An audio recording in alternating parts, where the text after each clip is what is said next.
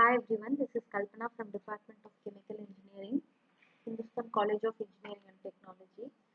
So today we are going to discuss about the subject safety in chemical industry. So the first thing is the need for safety in chemical industries. Then we are going to discuss about the types of hazards which are involved in the chemical industries, then toxic chemicals, and also about safe handling of the chemicals. First, it is about hazard. So hazard is generally anything that can hurt you or make you ill. Then types of chemical hazards. We have many types.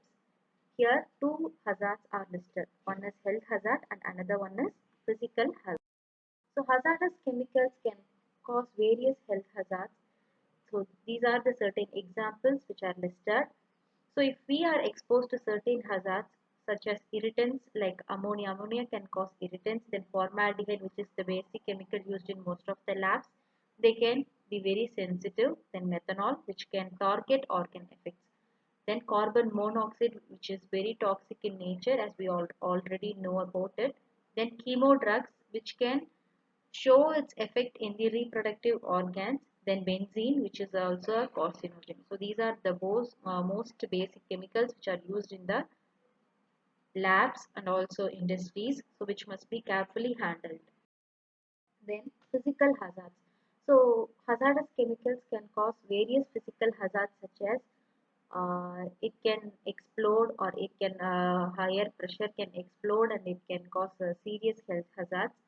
There are certain ways which are explained here. One is compressed gases, oxidizers, then flammables and combustibles, then reactives and corrosives. So these are the few physical things that can cause hazard.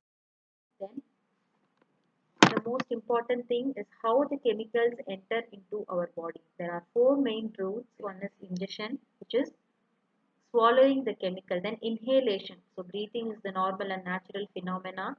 So while we are breathing, it is possible to breathe the chemicals too. Then absorption. So absorption, the chemical soaks through the skin without our knowledge. Then injection. So we may be injected with certain chemicals unknowingly.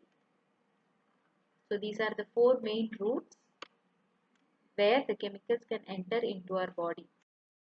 Then it is about mechanical hazards. So these are the common mechanical injuries which can occur while handling the mechanical equipment. One is straining and spraining. This is the most common thing which can occur even though we are not handling all the equipment. Then puncturing. If we are handling the sharp edges, it may puncture our body. Then cutting and tearing. This is also subjected to the handling procedures. Then shearing.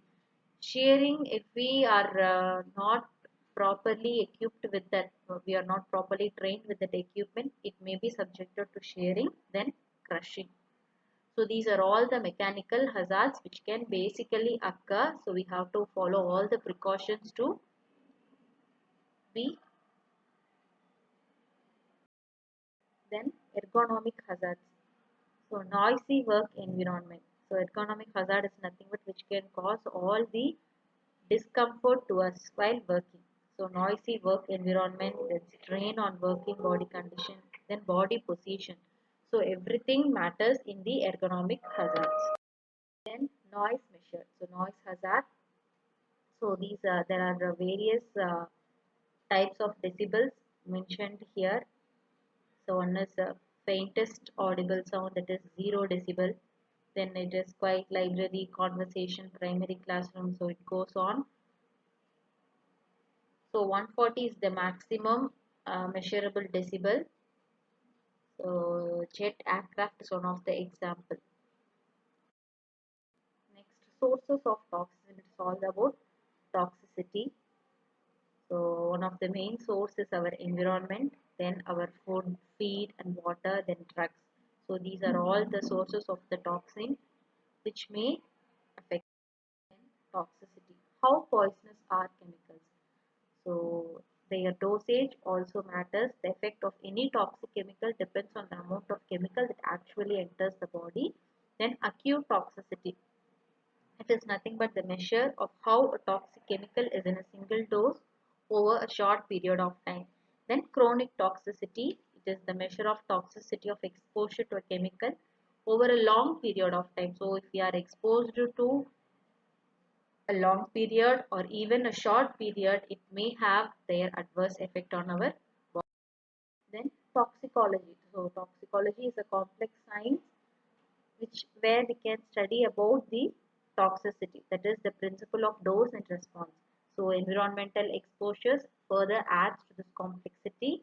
Then focus more on maximizing hazard by designing safer chemicals. Then green chemistry can provide solution to all the above listed problems. So all the above listed hazards can be solved if we follow the green chemistry.